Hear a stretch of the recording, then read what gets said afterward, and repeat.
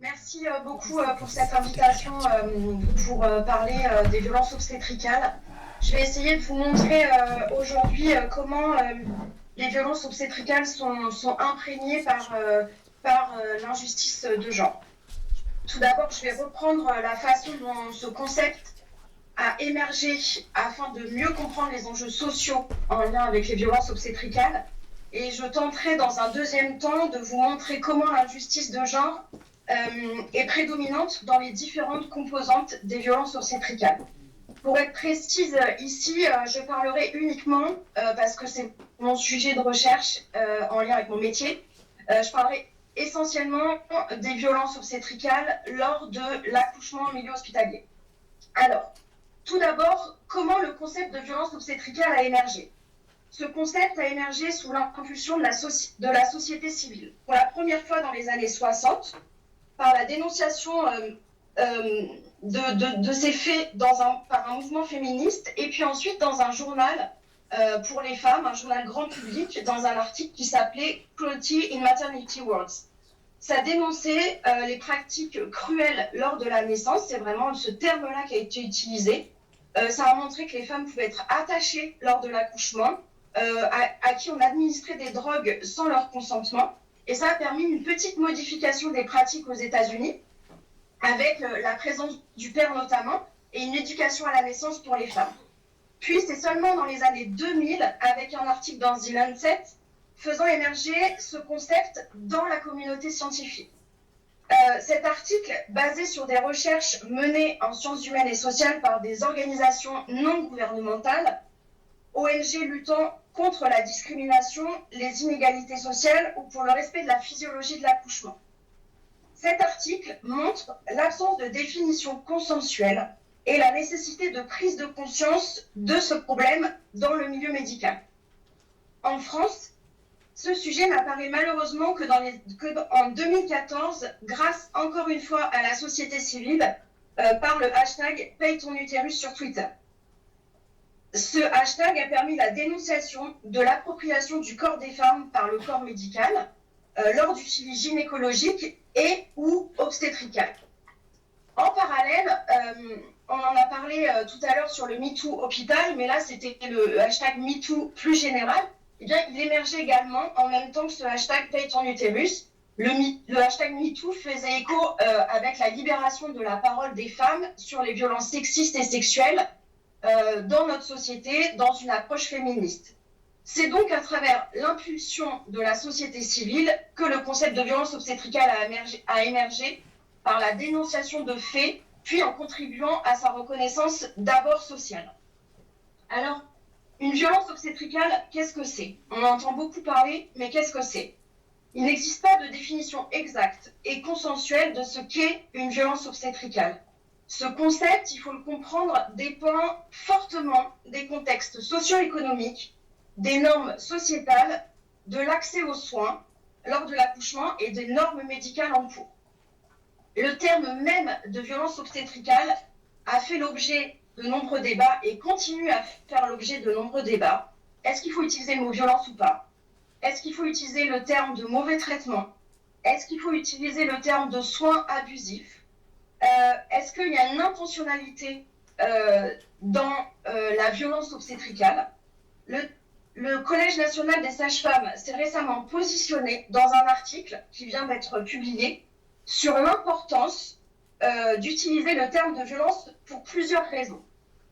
Tout d'abord, un comportement peut être perçu comme violent par une personne, même si l'intention de violence n'existe pas. On peut faire le parallèle avec un accident de la voie publique. Quelqu'un peut le vivre de manière violente, le décrire comme une violence. On peut développer un état de stress post-traumatique après un accident de la voie publique, alors même que la personne responsable de l'accident n'avait pas prévu d'être responsable de cet accident. Il est donc, à mon sens, primordial de prendre en compte l'expérience, même subjective, de violence rapportée par les femmes. Il est nécessaire, par ailleurs, d'utiliser un terme reconnu par le grand public afin de mieux le dénoncer. Le terme de violence obstétricale, c'est celui qui est le plus utilisé dans l'espace public. Enfin, le terme de violence, à mon sens, permet une prise de conscience des soignants des conséquences possibles de certains de leurs actes. En ce qui concerne la définition de la violence obstétricale, je vous l'ai dit, il n'y a pas de définition, mais j'ai tenté dans mon travail de thèse, dans un travail de littérature assez large, d'en dégager des composantes. Face à la complexité du sujet en termes d'enjeux et de prise de conscience du phénomène, j'ai essayé de mieux comprendre les contours et ce qui peut composer une violence obstétricale. Tout d'abord, j'ai dégagé ce que j'ai appelé la composante médicale. Ça englobe ce qui est relatif aux soins médicaux pendant l'accouchement, comme par exemple la minimisation de la douleur. Certains ont montré que la douleur des femmes, et ce n'est pas que lors de l'accouchement, est souvent sous-estimée, voire niée, notamment lors de la naissance. Il peut y avoir également la médicalisation non appropriée de l'accouchement et le fait que le bien-être du fœtus prime sur le bien-être maternel dans les décisions médicales. Ceci est exacerbé par les attentes, je pense, sociales envers l'enfant à naître et l'injonction d'être une bonne mère. Ensuite, j'ai parlé de la composante systémique. En effet, il existe un facteur systémique important des violences obstétricales, basé sur les normes associées à notre système de soins et à l'organisation de notre système de soins. Tout d'abord, la violence institutionnelle imposée par l'organisation des soins, s'exerçant sur les femmes et sur les soignants également. Ça instaure une forme de maltraitance ordinaire et intériorisée. Et en fait, en cascade, on en a parlé tout à l'heure, Fabrice Xil en a parlé, les soignants lors de la naissance sont essentiellement des femmes. Elles sont donc plus facilement victimes de la violence institutionnelle, ce qui par cascade se répercute sur les femmes. Ensuite, dans ces violences systémiques, j'ai intégré les violences sexistes et ou sexuelles, dans le sens où la société normalise ou minimise ce type de violence sur les femmes. La médecine n'échappe pas à cette normalisation sociale des violences genrées, d'autant plus que, généralement, il y a une normalisation de l'appropriation du corps de la femme par la médecine.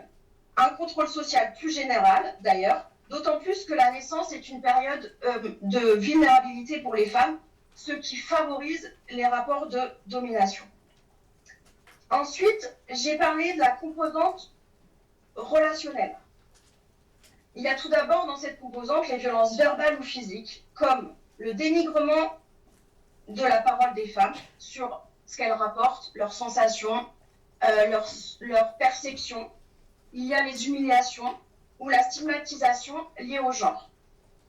Il y a les violences physiques, comme la brutalité, les claques, l'expression abdominale dont on a beaucoup parlé dans la société civile et dans les débats grand public. Et c'est un moyen pour les soignants d'obtenir obéissance aux soins médicaux et à nos normes médicales. Les rapports de pouvoir et de domination sont renforcés par l'inégalité de connaissances, assez classiquement dans les violences médicales, et la hiérarchisation entre la femme et le soignant. Ces rapports de pouvoir sont renforcés par la domination du savoir médical à la défaveur de la connaissance des femmes, ce qui délégitime la subjectivité des femmes, leur perception, dans une forme d'injustice épistémique. La question du genre est donc transversale et prédominante dans toutes ses composantes, puisqu'il s'agit d'exercer un pouvoir, qu'il soit médical, systémique, social, sur le corps des femmes par l'imposition de normes invisibilisées qui perdurent puisque mal repérées et donc mal combattues. Voilà, je vous remercie. Merci beaucoup.